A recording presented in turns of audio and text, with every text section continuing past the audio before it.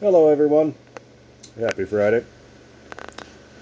Got another video by request here. So, Hunter Coleman, again, asked me to do a video on more of my obscure brass things, I guess. Surprised people still like all this old stuff. But, well, here we go. This is a Williams Jersey Central camelback. This is from 1990. I actually have 3 locomotives from Williams in 1990.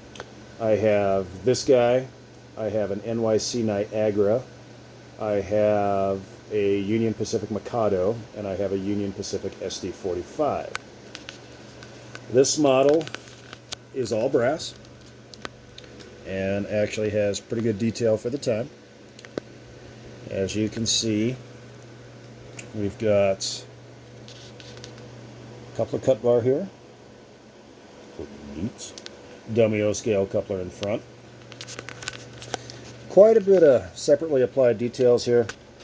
Separate sanding lines, a power reverser, an air pump. There's the dynamo right there. Good detail on these roof hatches, although they do not open. There is an engineer there, and what I'm assuming is supposed to be a fireman over here.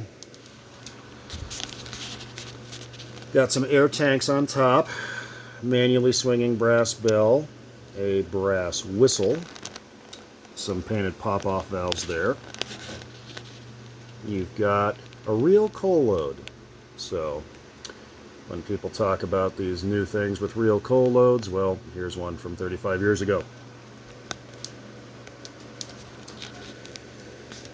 These were built by, these are Korean.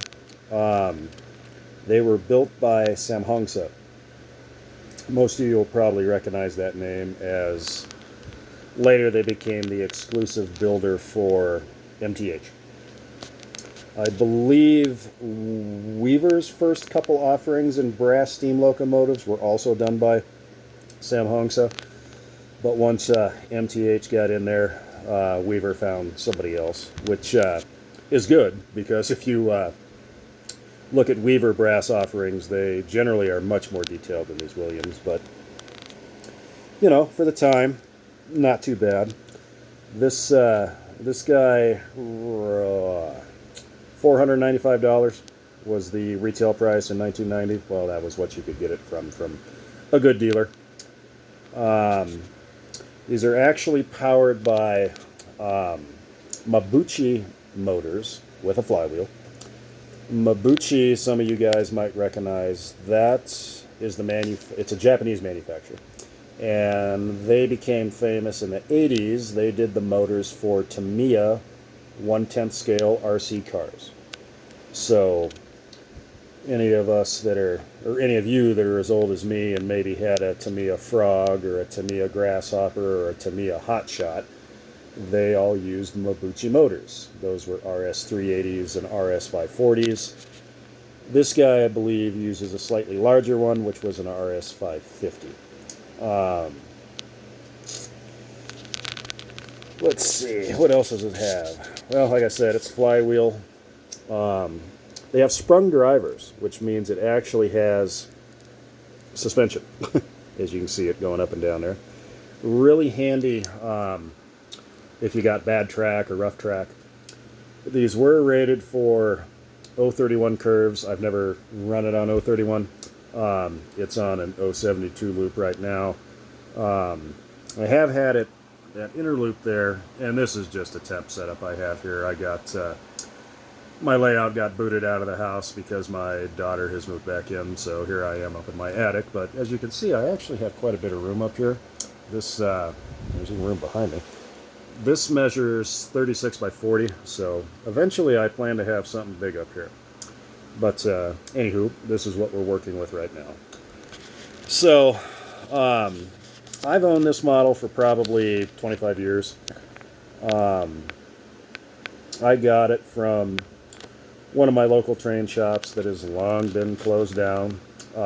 This was a consignment item, and I paid $125 for it, which I thought was a pretty decent deal. The only cosmetic issue it really has is I'm missing the lens there for the headlight. It never had it. I've never actively really looked to find another one. So it doesn't bother me when it's rolling around the layout. You don't even notice it. So these all had sooth smoke. I'm not going to turn that on. I'm not a big smoke guy. I don't like what it does to paint, my track, and anything else. I know a lot of guys like smoke, and that's fine. I mean, there are quite a few models up in here that I will smoke, actually. Just my brass ones I do not. It just, well,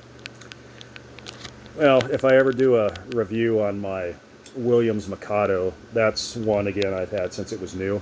I can show you in the boiler where the paint has cracked a little bit, and that is from smoke fluid, and a combination of the heat from the smoke fluid as well. I know these sooth smoke units get a bad rap for most people, and it all comes down. I don't mind them; they work fine. You just have to run the right fluid in them.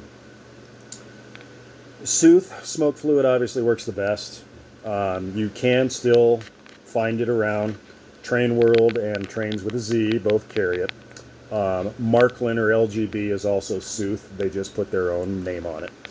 But the other thing I've run in these that actually works is certain scents of the JT's Mega Steam. I don't know if he uses different blends or viscosities for his different scents, but I've had good luck with his frying bacon. That really produces thick, clean smoke in these guys. And it's also really fun because it messes with my cats. But anyway, that's about all of this guy visually. You have an operating headlight, operating reverse light. I'll show that. But now, when I bought this, I didn't know this. I don't think the people selling it knew it either.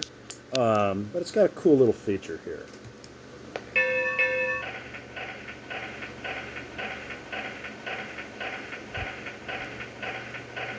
This has factory installed QSI sound.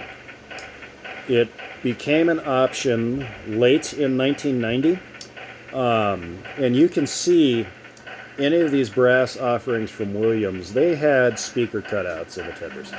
So they knew it was coming. But you can tell by that little startup sequence with the two bell dings that this is QSI. So hold on here, let's get her moving and you can really tell it's QSI.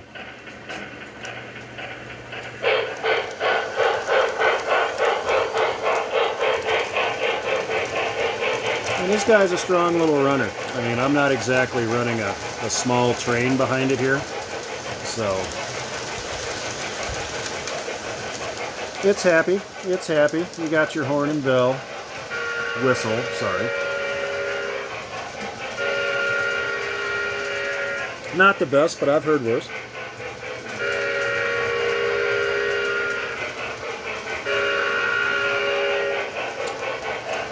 Being as old school as it is, I have a couple of really old MTH diesels that are the same way, and I am using a Z4000. You can only activate the bell when it is stopped.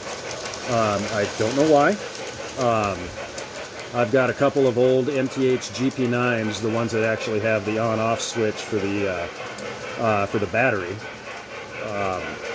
And they're the same way. You can't, while you're on the fly here, see I'm going to push the bell button, you get a whistle. You push the whistle button, you get a whistle. But we'll bring it up here and stop. And now that we're in neutral, well, it's making the old proto coupler sound there, but hold on. We got to get through that. Obviously, you can see these were pretty universal back in the day. So there's your little bell. And yes, there's no proto coupler or coil coupler on this. They just kind of, it's 1990. But I have had the tender open, and obviously you can tell by those sounds that this is QSI. So get her going again here in reverse. Pretty smooth runner. I'll show you here. It doesn't pull with all those cars. I mean, it's not pulling a whole lot of amperage there. Um, most of my MTH stuff with proto sound will be, especially when you get a lot of incandescent bulbs going, 2.5, 3 amps, especially if you have a smoke unit turned on. But yeah, this is really an interesting little, interesting locomotive. So, sorry, I don't have a lot of Jersey Central rolling stock. I would,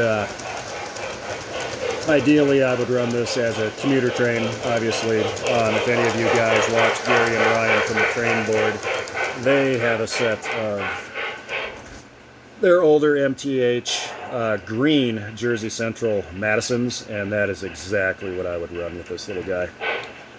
But this is really an interesting locomotive, and I'm pretty sure, you guys can correct me if I'm wrong in the comments, I think this was the first 3-rail camelback ever made. I know in 2-rail, obviously, there was some before this, but I always wanted one, and there's a quick shot of that reverse light.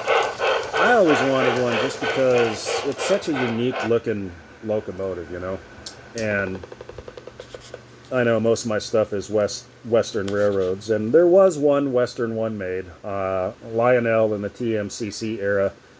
They made a Southern Pacific camelback, and it's really a correct model. I wasn't a fan of the details, so I never bought one. But it's a real number that existed, and it was a branch of Southern Pacific that went from Nogales south into Mexico on the bottom tip of Arizona there. So that's about the only other west one I've ever seen. But I like this one more. Like I said, I'm really a Williams guy. Williams and Weaver are pretty much all what I buy, or what I bought, I should say. I try to find stuff these days, but it's few and far between. They show up every now and again, but yeah, if anybody ever wants to try a brass engine, this is a great way to start. This little guy has performed flawlessly, like I said, for 25 years. It does get run quite a bit, especially when my layout was set up in my house. A bunch of my neighbors have kids that are starting to get a little bit older now, 8, 9, 10 years old. And this one was always requested just because it's such a funky looking little guy. But anyway, hope you enjoyed this little trip down 90s lane. And I hope you all have a good weekend. Thank you.